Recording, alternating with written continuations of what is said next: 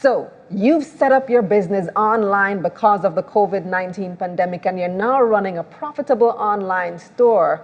Unfortunately, the pandemic has also led to a spike in cyber crimes, and small businesses like you are the most vulnerable targets. How do you create a cybersecurity strategy to protect your small business from these threats? I'm Kalila Reynolds, and it's time for another episode of Money Moves, JA, brought to you in partnership with Exim Bank's Business Advisory Service, giving you the tools to grow your business.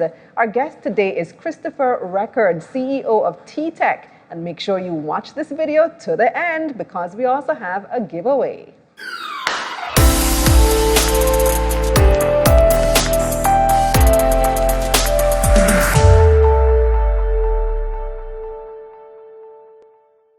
Hi, Chris, and welcome to the program. It's great to have you. Thank you very much. I need to talk to you about T-Tech on another level, on a different program another No time. problem. Yeah, because No I know you are a listed company. Yes. But you guys specialize in data security, Yes. among other things. Yes. So tell me, what is cybersecurity?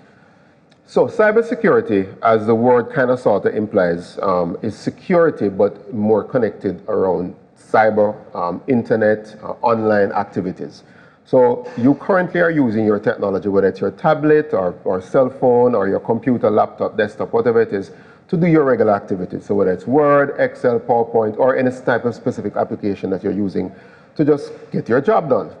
So what happens now is that information, all of a sudden, either a nefarious actor, some bad guys, think that the information that you have may be valuable to somebody else, in other words, they want to take it and steal it. Or they may figure out that, well, you know what, or they have figured out, because this is what has happened globally, which is why something called ransomware has become so prevalent, is that your information is very, very important to you. Mm-hmm. So the various types of activities that will happen is that folks will either try to convince you to give you information that you would not want to give them, like your bank accounts or your passwords and things like that. So there are various ways now to try to trick you and try to fool you to give up that information, or they're going to just break it and steal it, right? So I explain cybersecurity and cyber threats and risk and all of these things, using a simple analogy like a house. We're in this building, and yes, there's a security guard at the front, there's a gate, and then there's a door, and then there's a receptionist. So there are many layers to actually have access to the building to us to come and actually get right here. So it's the same thing. You have your data, you have your applications, you have your private information, your personal private data that you want to protect. And so there are many layers that you now have to put in to get there. It started out as viruses. Somebody does something to stop your computer from working, so you can't even get access to the information. But somebody got smart and realized, hold on there. If I just put a virus in there and you have no longer any access or use of your computer, what's good is that for you? What purpose does that serve? Right. So somebody kind of said, hold on there. Let me encrypt it. Let me do something, ransomware. Let me do something so that you don't have access to it, but I can give you back a key. So you get an email, you make a mistake, you click on this thing, all of a sudden, your files are now being encrypted. A special program is being run. You no longer have access to your data anymore, and you get this message saying that you have been hacked, or your files are now encrypted. Please pay this amount of money, and then you'll get a key to. Believe it or not, a lot of people are actually paying the money. Sadly. I can imagine, because what else do you do? And we're going to come to that, but right. This is not just a foreign thing. No. This has been happening here in Jamaica as well. I recall a popular Instagram, I think it was Bounty Killer. Wasn't Bounty Killer victim of I know one of the artists. Ransomware fairly recently? Multiple, but nobody's not talking. Right, so most of them don't make it public, but No. that person made it, I believe it was him, but don't quote me on that. That person went public with the situation. Right. And I think of so many online businesses now, especially with COVID, a lot of businesses have migrated online or have stepped up their online presence. You may run an Instagram boutique, and you now have 200,000 followers on your thing, and somebody hacks into your thing and you can't access your store anymore. How do you deal with that? We In the IT security provider space, we offer a wide range of solutions to customers. It can be just as simple as putting in something, a piece of technology called a firewall, where you block unauthorized traffic from entering your network on your system. Or it can be very, very complicated, where there is something called multi-factor authentication, where if you are remote trying to get access to your own information, there has to be some other. So apart from just putting in a password, it may send a message to your phone to say, please put in a PIN. So all of a sudden you need a password and a PIN. So I kind of created a little, I call it my 5-step process, right? So, and I gave a presentation just recently, and I said my 5-step process is simply this. If you do these 5 strategies, you're going to be blocking anywhere between 80 and 90% of all attacks or potential cybersecurity issues. Let's hear it. Right? So, number 1, and I joke around with the wording of these things, right? I mean, it starts out with just understanding and awareness, but I'll get to awareness later. Number 1, take stock, right? So any small business needs to understand what they actually have and what they actually own. Why? I want us to take stock. Get a list of all your hardware and get a list of all your software. Because if you see software that's trying to connect to your system or being used in your organization that you know you didn't put there, then it's cause for alarm, right? Second one is, again, I could play on the words, lock shop, right? So in lock and shop is exactly what we spoke about a while ago. You are not allowing any access unless you have the right credentials. Number 3, use protection, right? Install protection. And install protection is using an anti-malware software, or some people will have varying versions of technology that continuously test your internet line coming, continuously test the system. Every time you start up, it runs a test to make sure, let me check the memory, let me check the hard drive, let me check the storage. Yeah. So I mentioned the lock shop and install protection. The next thing is patch it. Patch it.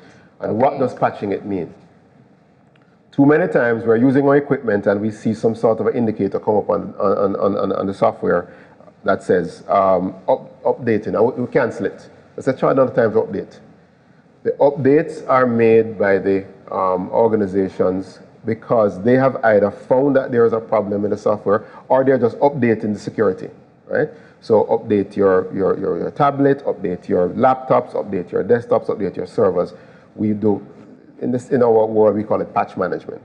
So we update and add the patches as Microsoft or whoever is the operating system using, apply the patches when they send them, right? So that is massively important. And then last but not least, which is actually the most important one, is what I just refer to as be aware, be very aware. In other words, cybersecurity awareness training for everyone on your team and in your office.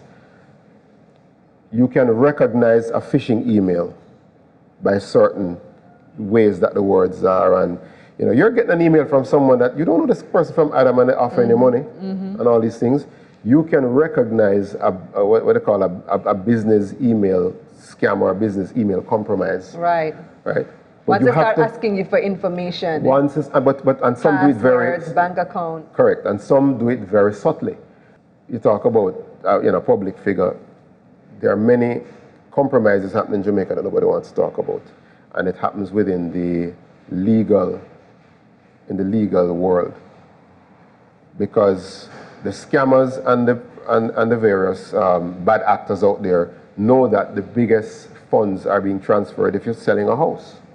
So if you're selling a house and you have your lawyer taking care of it for you, and then the negotiation happens and you have an approval and you have accepted a buyer, and you say, go ahead, you're now instructing funds to be deposited somewhere. Any bad actor who has broken into and seen what's going on with that transaction, they wait until that moment when that account number is given, just at that moment, and then they inject themselves right there to say, with some cockamamie story to say that, that account that I gave you this morning, I'm having a challenge with it. Some story, a story that sounds very, very good. And then you just, because they figured out a way to make the email look exactly like it's coming from you. And then they change the account number. And then the lawyer or the whoever on the other side sees that, and then they, because there wasn't any cybersecurity awareness training and their awareness is low and there's a trust level that, oh yeah man, call the person that and ask them. But yeah, you have to create your own multi-factor authentication when it comes to things like that. Wow. You've given us so much to think about, Chris, especially as the owner of a digital business myself. But anybody else who is in this space now, you need to be thinking about cybersecurity. So Chris, before you go, I want you to ask our viewers a question based on your presentation so that they can win a great prize from Exim Bank. Oh, fantastic. So I went through 5 and I'll go through them again. Take stock, lock shop, install protection, patch it, be aware, be very aware. So those are my 5 strategies that if you do them, you will prevent 80 to 90% of attacks. Which is the most important one? Easy question. Easy question, because I told you. Answer on Exim Bank's Instagram page at EximBankJA. And now here's a recap of Chris's main points. Take stock of hardware and software. Use multi-factor authentication to lock up. Make sure you install protection. Always update and apply the patches. And stay aware by getting cybersecurity training for you and everyone in your office. Theft of digital information has become a commonly reported fraud, surpassing physical theft. Every business that uses the internet has the responsibility to create a culture of security that will enhance business and consumer confidence. Well, that's it for this episode of Money Moves JA, brought to you in partnership with Exim Bank's Business Advisory Service, giving you the tools to grow your business. Visit their website, eximbankja.com. I'm Kalila Reynolds. Stay safe.